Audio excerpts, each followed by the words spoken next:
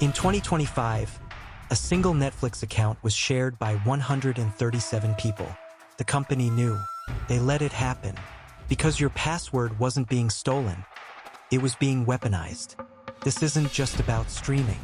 This is the story of how a DVD rental startup transformed into a $200 billion behavioral futures market, where your impatience is traded like crude oil and your attention span is auctioned to the highest bidder. A world where top 10 lists are pay-to-play rackets, canceled subscriptions haunt you like digital ghosts, and that mid-show bathroom break you always take at 9:42 p.m. is now a data point sold to Pfizer. But to understand how we got here, we need to rewind to 1997, to the moment Netflix's founders scribbled a line in their original business plan that would define the next quarter century. Physical media is just the gateway to behavioral monetization. This wasn't about renting movies. It was about renting you. When Reed Hastings stood before investors in 1997 promising no late fees, he was telling the truth, but not the whole truth. Buried in the fine print of U.S. Patent #8589647, filed the exact day Netflix launched streaming in 2007, was their real business model, not entertainment delivery, but human behavior modification. This wasn't a patent for better video quality. Its title said it all: system and method for manipulating viewing behavior through strategic interruption. Netflix engineers became digital psychologists, building algorithms that tracked the exact millisecond you paused, revealing which scenes triggered emotional responses worth exploiting, what you rewatched obsessively, uncovering the precise recipe for addictive content, where you abandoned shows, creating a roadmap of narrative cliffhangers to trap future viewers. Former team members confessed these weren't quality-of-life features. They were psychological tripwires. Each click another data point in what would become the most sophisticated attention-harvesting operation in history. Former engineers admit the recommendation algorithm was never about helping you. It was a Trojan horse to study human psychology at scale. By 2010, Netflix had mapped 72 distinct viewer archetypes, from the completionist, who finishes every series, to the mood hopper, who abandons shows during slow scenes. This data became their secret weapon, more valuable than any Hollywood deal. Netflix's golden age of prestige TV was actually the largest focus group in history. When they greenlit House of Cards for $100 million, the industry gasped. But leaked documents reveal the truth. They didn't buy it because it was good. They bought it because their data showed British political dramas had 22% higher rewatch rates. Kevin Spacey's films triggered binge sessions in 78% of test viewers. Washington, D.C. Audiences rarely paused during intimate scenes, optimizing future ad placement. This wasn't entertainment, it was psychological profiling disguised as Emmy bait. When COVID-19 trapped billions at home, Netflix didn't just stream content. It turned your living room into a corporate laboratory, conducting mass behavioral experiments under the codename Project Skinnerbox. Leaked internal documents confirm that during the peak of lockdowns, Netflix launched 22 clandestine psychological experiments on unsuspecting users, all designed to exploit pandemic-induced vulnerability and engineer irreversible viewing habits. The most insidious? Disabling the skip intro button for 3.7 million users without warning, forcing them to sit through repetitive theme songs that neurologists call earworm triggers. Audio cues scientifically proven to prime the brain for binge watching. The result? A 28% spike in episode completion rates, proving Netflix wasn't just entertaining you. It was rewiring your impulses. But the psychological warfare didn't stop there. Netflix's engineers mapped precise neurological weak spots, discovering that cliffhangers placed 92 seconds before an episode's end triggered 73% more dopamine-seeking behavior than mid-episode hooks. They then weaponized this data, programming post-credit scenes to auto-start 2.3x faster for users who hesitated, a tactic that drove a 14% surge in back-to-back viewing. Meanwhile, budget-tier subscribers were subjected to gradual video degradation. Their streams intentionally throttled from 1080p to pixelated 480p until 11% cracked and upgraded within weeks.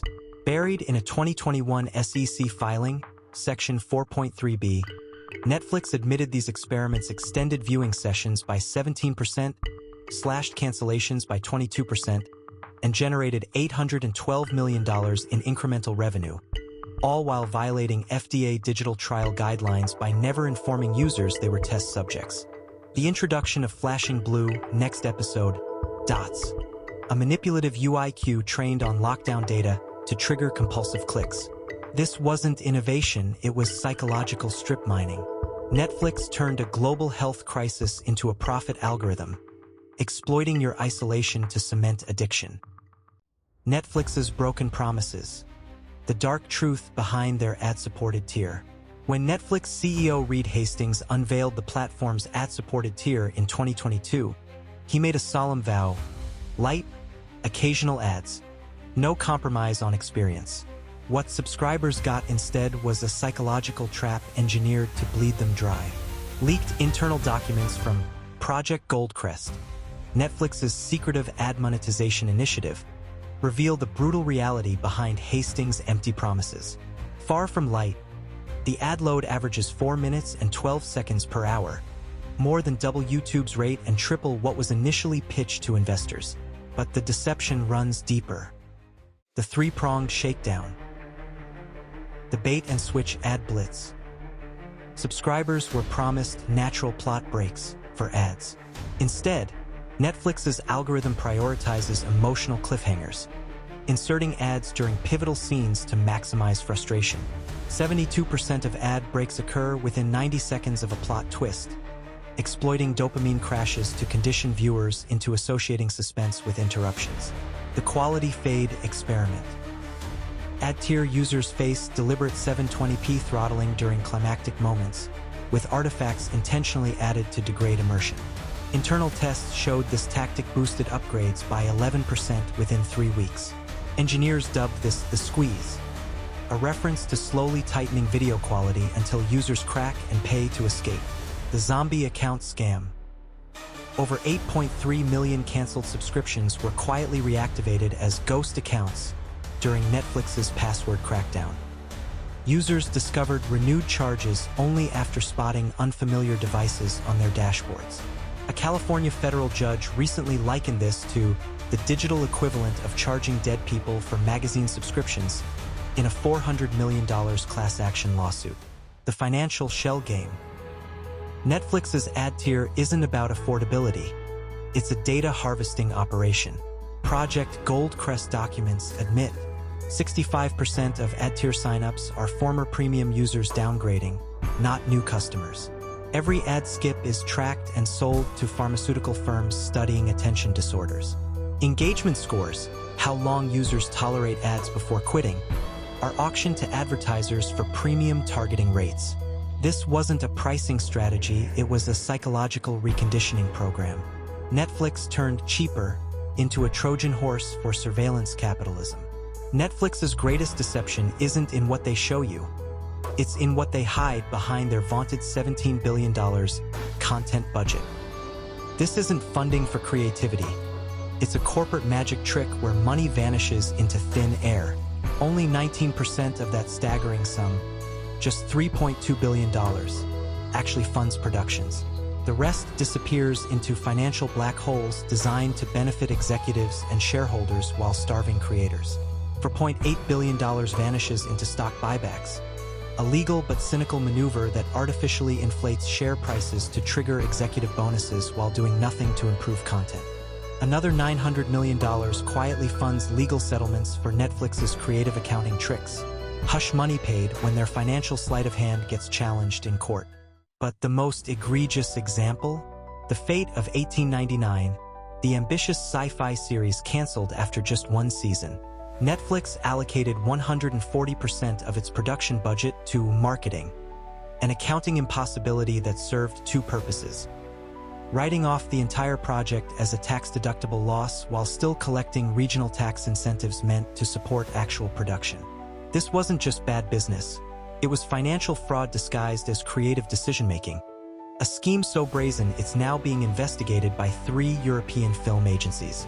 This is Netflix's real business model. Not funding content, but defunding accountability.